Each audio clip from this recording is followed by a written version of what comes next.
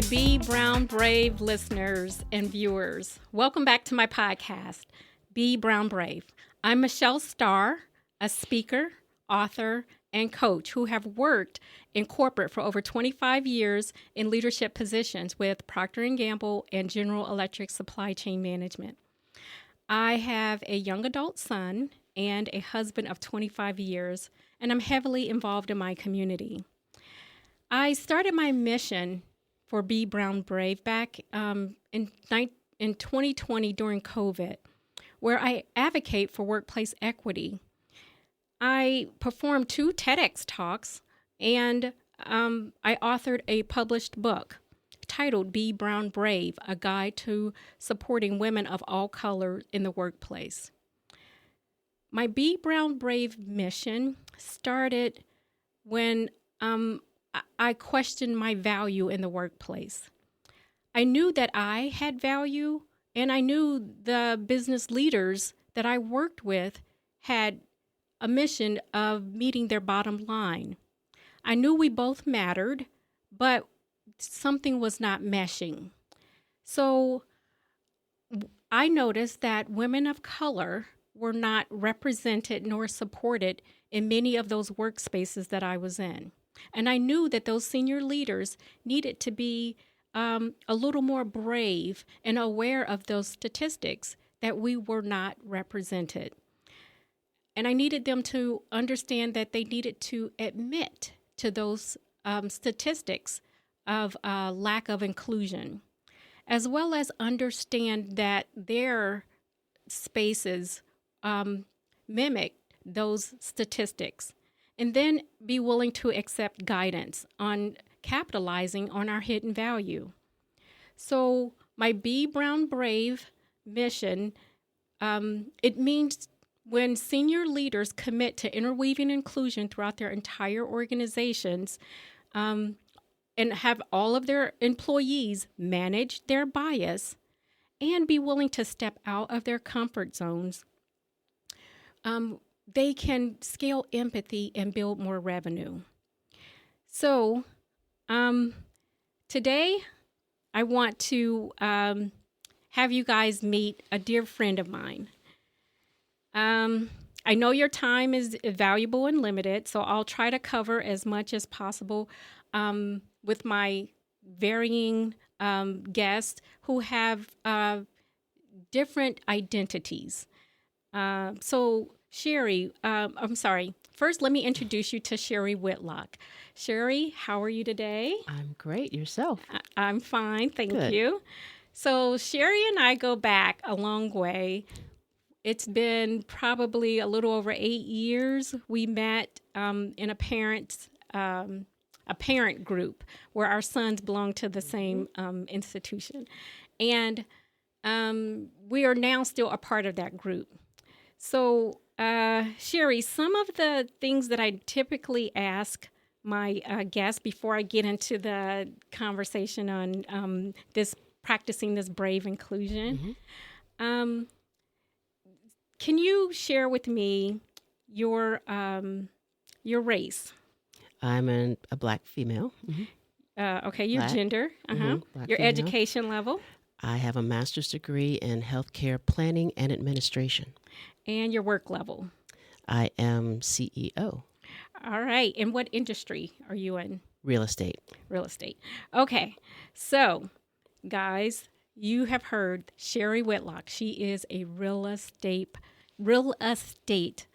rep. So she knows about real estate. I know nothing about real estate. So she's going to educate us just a little bit about real estate and her experience as a woman of color in real estate.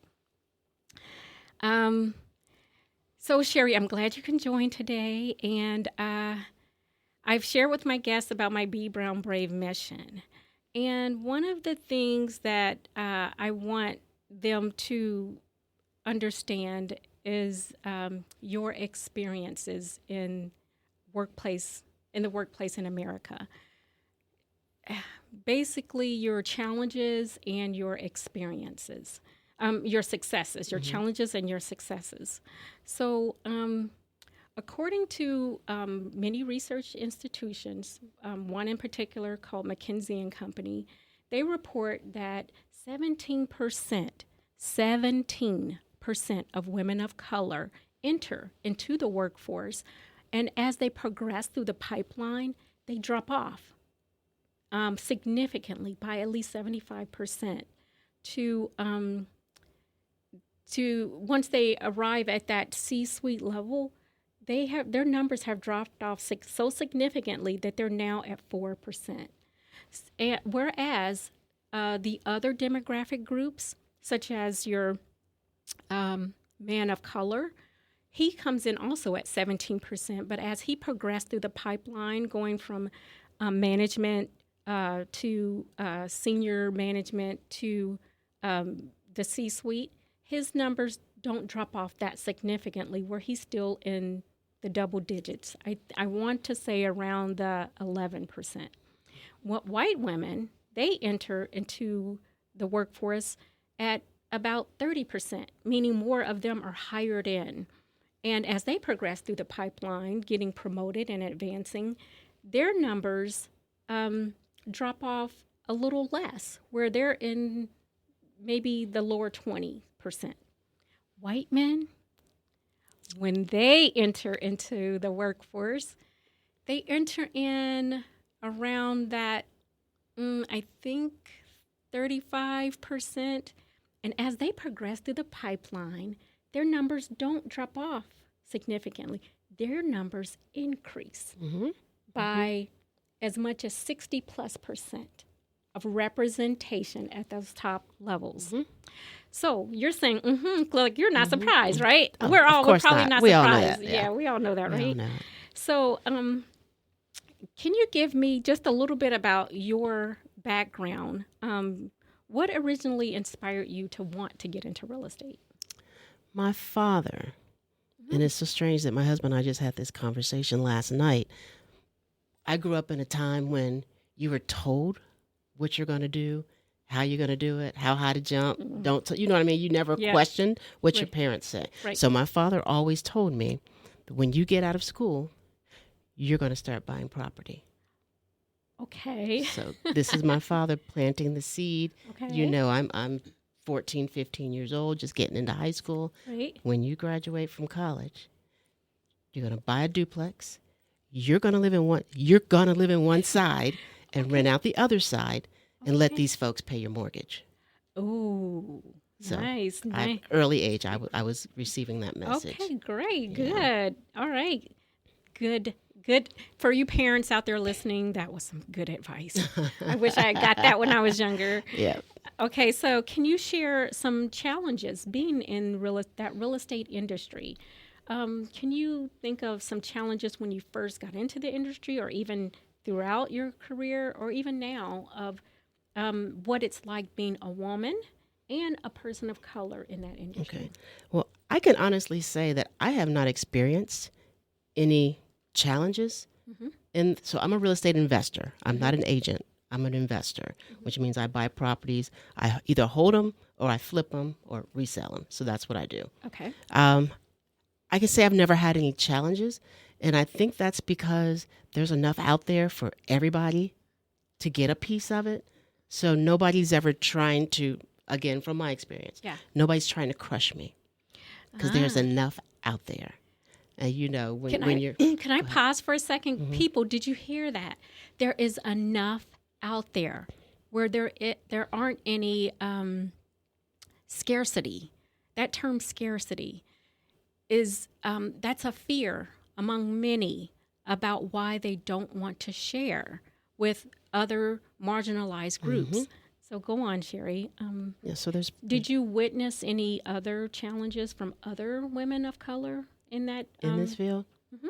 I've got my circle of sister girls, my real estate sister girls. Everybody's doing it. All right. Everybody's doing it. Okay. You know, they're killing it out there. Okay, like I said, great. And you've got different, you might be looking for single family homes. I'm looking for multifamily. So there's no reason for us to interfere with each other's business because we're in two different sectors. Good, great. What about prior to real estate? You mentioned in our friendship that you worked in medical. Do you want to share with the listeners your degree from? Okay, so my undergrad is in biology with a minor in chemistry, and I hold a master's degree from UC in healthcare planning and administration. Oh, that just give me the chills because it's like, oh, that's Latin and chemistry. It's like, oh, I'm afraid of those. But I wanted to be a primary care doc. So did you work in the medical field for a while? I have worked in the medical field. Yes, I have. Okay. Did you notice a difference in the numbers of women, especially women of color, represented in your spaces? So when I graduated, I did home health care. I managed a home health care agency, my first job. So that's a female occupation. I should say female dominated occupation. So I did see the numbers of women in that capacity. But again, as you move on up, No, not one. No. Yeah, there was. I had a black female boss at one point. Yeah, who owned the agency. Okay. So I mean, we're out there. Yeah. Are we in numbers? No. No. Okay. So may I ask a year range of when you were working in that industry? In the healthcare. So I came out of UC in '92. So from '92 to 2000. Okay. Is when I transitioned out of healthcare. So that was 20 years ago. And now in real estate, may I ask, do you see a significant number of women of color in real estate? Not a significant number, but there's enough of us out there. Okay. So are there levels in real estate? I don't understand real estate that much. Are there levels in that industry of, here's what, the top realtors are, and your entry level people learning real estate? Are there levels of? So again, I'm an investor. So your level is determined by how much cash you bring into the program. So if your operating budget is $2 million, you can do some things. Okay. But you know what I mean? Yeah. So if you can't, right now, you can't buy anything. You can't even buy a piece of junk house for $100,000. Prices are going up. So it just depends on how much money you have access to, your access to capital. That determines your level, if that makes sense. Yes, that makes sense. So the access to capital. That's what determines. Do you see many women of color with a plethora of access to capital? I've got some girlfriends out here who are doing it. Yes. Yes. Okay. Yes. And nobody's missing out. Nobody's missing out. Yes. Not at all. I like to hear that. Yeah. Okay. I like that. So how would you say you embody the Be Brown Brave message in your work life? In my life? Be Brown Brave. I would say, so in the field that I am, again, real estate investor, I'm dealing with men all day, every day. Number one, don't be weak. Number two, do what you say you're going to do. Number three, be consistent. All right. Be consistent. So, own up, remain steadfast. Okay, I like that. that. If you were talking to a younger Sherry today that's entering into the workforce right out of college, what would you share with her? Oh my gosh, I would tell her, be brown brave. I really would. That's something that nobody ever taught me or told me. Stand up for yourself. Don't let people, mess over you. That's what I wish I had received when I was coming out of school. Stand up for yourself, because I was ran over so many times. Yes. I'm a black female. I'm 22. Yeah. And they know I don't know what I'm doing, and they're taking advantage of me. Yeah. That won't happen today, though.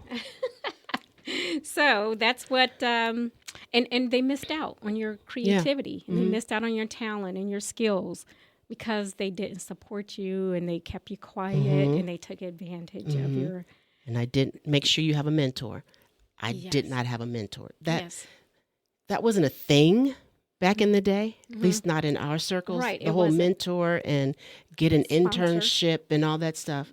I didn't know anything about all that. Did you grow up with that information? We didn't. No, I wasn't. Yeah. My group, my demographic group, was not even aware of the term sponsor and mentor for mentor us. or an internship. What? Yeah, we weren't.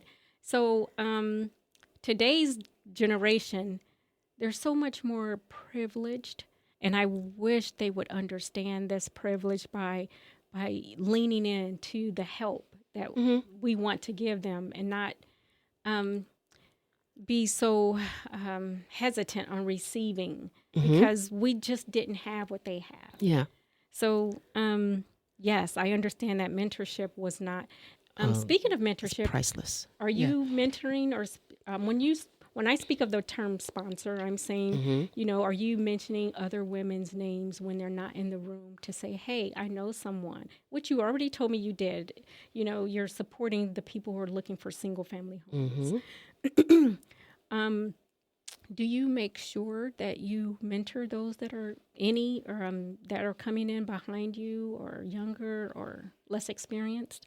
If they ask, I will definitely stop and speak with you. Actually, just last week, my mail carrier at one of my apartment buildings stopped me and started questioning me. So how do I get started? I'm listening to all these podcasts. I'm reading all these books.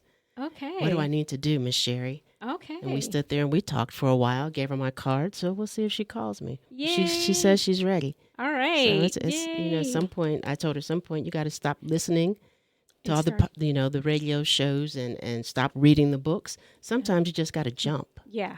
Just do it. Just do it. Yeah, do like Michelle. I don't know anything about podcasting, but hey, I'm going to do it. She's doing a good job. So, let's talk about how you handle bias or discrimination. So, I don't know how the real estate industry works. I don't want to assume that you haven't seen any discrimination. Do you see any discrimination at any level in the acquiring, the purchasing, the flipping, the turning around? Do you see any discrimination? I can say no to Okay. that. And I think that has come from, my board of directors. I've got that board of directors. If I've got a contractor for this, I got somebody who can answer my insurance questions. My board is expansive. So I haven't experienced anything. I've got a board that supports me. Support, that's the word. So, support. Yeah. And when you win, they win, right? Everybody makes money, baby. Everybody. It's a win, Yes, win. Ma'am. Yes. All right. I'm liking it. So let's talk about empowerment. So what can you share with listeners, regardless of their background? What can you share with them, some tips or advice on how they can better support women of color in this real estate industry, or in really your medical industry? How can they show support for women of color? Just give us a chance. It's point blank, period. Just give us a chance. Let me show you what I can do. Keeping it simple, people. Yeah. Just give me a chance. I always tell people, if you ever decide to tell me I can't do something, watch me. I know, I'm kind of like that too. Yeah, it's like, just watch. Just don't say that I can't, because it makes me want to do it even more. Oh yeah. It's something about them brown girls. You tell us we can't do something, don't and ever we're like, tell me I can't do something. It's on. Yeah. All right. Sorry for that, people. Yeah. That's an inside brown woman. So let's talk about the other women that are in your circle that are not brown. Allyship. Do you have allyship in your network of people? Yes, ma'am. And they're male and female. Male and female. And they're openly active allies? Mm-hmm. Yes. I sure do. And Again, we're really not competing for the same properties, and that there's enough to go around. So, and you've got to have a diverse circle around you, because everybody has their own expertise. Thank you. You follow me? Thank you. So, like I said, I make a phone call if I need some cash, if I need, help me find something to buy and flip. I've got people I call, boots on the ground, eyes in the sky. This is what I'm looking for. This is what I am talking about, people. Active allies that she can use as resources, and they're openly active. So when I say openly active, I'm not talking those people who are just, talking. Saying, yeah, I support. I'm talking about those who actually do, who they take actions and they help. I would love to have someone I can call up if I need cash. Ooh. Well, it's got an interest rate tied to it, Right. You got to pay it back. Right. So let's see. We talked about empowerment, leadership. What's next for Sherry? What's your goals? It could be next year. It could be 5 years out. What's regarding this company here? Regarding whatever your career path, what's next for Sherry? My career path in terms of my real estate corporation is to eventually just retire. Yeah. Okay, that's the ultimate goal. Mm-hmm. Think I got about another 5 years of being hands-on. Mm-hmm. Then we'll end up turning it over to a management company, and we'll retire. All right. Yeah. Well, that doesn't sound complicated, right? No, that's just the next pathway. It doesn't sound complicated. So, but the numbers have to be right. We all know right. that. Yeah. So, is there anything that you would like to share that I didn't cover that has to do with this younger generation? Sherry, there are so many young women of color, Indian, Asian, Latin, African, and even white. There's so many women that are struggling right now to get their voices heard into corporate America, or even into just workplace in every industry in America. Do you have any words of wisdom or advice for them? Again, don't accept no. Do not accept can't. Find yourself a mentor, or as you said, a sponsor, somebody who, you can talk to, you can confide in, somebody who is in the industry that you're trying to enter into. Nobody does this on their own. And I keep trying to tell my son that. I think he's learning, though. Yeah.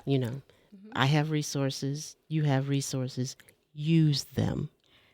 Use them. I think it's finally sinking in for him. Use them. So he's use your resources. If you don't have any, get you some. Yeah. Get you some. So it's not hard. Just ask. I'm glad you said that, because a lot of women that are out there that are struggling, they're struggling in silence. And if I was Michelle back then, I would have loved for someone to have told me. Oh, my goodness. Yes. It's okay. Ask for help. Ask for help. No one knows what you're going through. No one knows what your challenges are. And we can't guess. There's too much going on in our daily and personal lives. Please be brave. Be brown brave. Women of color. Speak up. Speak out. Call. Ask. The only thing they can say to you is no. No. We've been told no since we learned how to talk. It's okay to be told no. Then you go to the next person. The next person. Yes. And most of the time, if you approach somebody, from my experience, if you approach somebody asking for this help that you need, and they say, I can't help you, but I know somebody who can. Yes. If they see you are interested, if they see that you are trying to move forward and be successful, people in general will help you. Yes. But closed mouth doesn't get fed. No. Just you ask. I might not have what you need, but I can call Michelle, Yep. and she's on, this, and that board. Yep. She might be able to. That's how it works. That's how it works. That's how People business happens. open The golf course and discussions. golf course and discussions. Let's how it lean happens. heavily on the discussions part. I haven't made my way to the green yeah, yet. me neither. Not to the But yeah, you ask. It's amazing how Yeah. people say, I don't have this, but let me call my friend over here who works over there. I bet you they can. And within 15 minutes, you're on your way Yes. to what you're trying to accomplish. Yes. It happens every time. Yes. It works out every time. And you may be surprised when you ask for help and that person can't help you, but they may get you further than what your intent was. Yeah. You have to ask. Yeah, you might want a 10-speed bike, but by the time I get finished making my phone calls, you've got a motorcycle. Okay. That's That's honestly how it how works. it happens. Yes. Yes. Yeah. Oh, I want my 10-speed bike, Sherry. You I'm might be looking asking for my- $10, I know. but let me make my phone Right. calls, and you've got enough to finish your Finish your project. Yes. That's And put it out there in the air, put it out there in the universe. Don't be shy about it. Speak on it, act on it, and just move forward. So, Also, again, I keep bringing up my son, but it's like you don't talk to your friends about something you're trying to do or something you're trying to accomplish. Oh, y'all in the same boat. Y'all don't know anything. So why are y'all talking amongst yourselves? Bring in somebody that can actually help you. yes. Yeah. Oh, you know what? That statement applies to my son today because he was with his friend group and they were talking amongst themselves, going at it on differences and ideas, trying to convince one another, and they're going in circles, not convincing each other. And my son was like, it was just so frustrating because we weren't. And so you're right. Bring in a different alternative perspective. And that ties back to my Be Brown Brave message. Women are not smarter than men. We just think differently. And we're asking to add value to your industry by adopting our change in perspectives. And by doing that, you will not only relax us, it will relax you, which will relax the team and grow the business. And that's what this industry's mission is about, really, is sustainability and growth. So capitalize on the women of color's hidden value. So before we end this session, Sherry, I usually like to end each session with a burst of fun questions. I brought in a tray of Oreo cookies because I have a fondness for Oreo cookies. So do you like Oreo cookies? I do. What's your favorite flavor? The original chocolate. The original. Okay, if you could create your own Oreo cookie that hasn't been out, it hasn't been created, what flavors would you create? Or what one flavor would you like? What one flavor? But you can't top that I chocolate know. one, though. I actually, Maybe a pecan or something. ooh, I'm kind of old head, Ooh, but a pecan. pecan ice cream and all. yeah. Maybe a pecan or Pecan something flavor. with some nuts in it. Yeah. Something like that. Yeah. Okay. I was thinking of my favorites are I love the peanut butter and jelly, and I'm like, I don't think Oreos came out with a peanut butter and jelly. Wait a minute, every kid in America eats a PB and J Yeah. sandwich. Why come they don't have a PB and J Oreo? Okay. You might have something. Okay. You better submit it. All right. So That's how change that's happens. how change happens, right? A phone call. Phone call to Nabisco. We're going to give them a call. Yep. All right. So thank you, listeners. Thank you, viewers. Thank you, Sherry, for joining. I like to pose a challenge to everyone. Look around your organization and your company and your department and your teams. And within a week or a few days, how many women of color do you see? How many did you acknowledge with a wave or a smile? How many how many of her comments did you echo or build on or act on? And did you mentor her or sponsor her name when she wasn't in the room? If that number is less than 20% of your total number of women of color in your department, your organization, or on your team, then that's okay. that just shows you have an opportunity to become more brown brave. Thank you guys for listening, and I hope to see you on my next podcast.